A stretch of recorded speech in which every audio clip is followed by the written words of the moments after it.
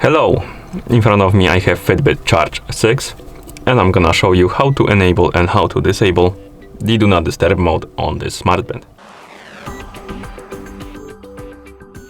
First, we need to wake up the screen on our smartband, and you can do it by pressing the side button. After you wake up the screen, swipe down from the top of the screen to scroll through the menu and find the Do Not Disturb mode icon.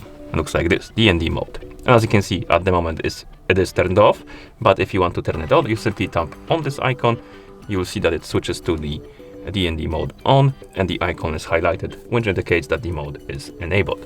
And if you're done, you can press the side button to go back to watch face. And if you want to disable the mode, you simply open the menu again, find the D&D mode icon, tap on it to disable it, and it will switch to off, and the icon will go back to the normal without the highlight.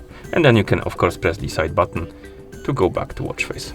And that's how you enable and how you disable the Do Not Disturb mode on this smartband. Thank you for watching. If you found this video helpful, please consider subscribing to our channel and leaving the like on the video.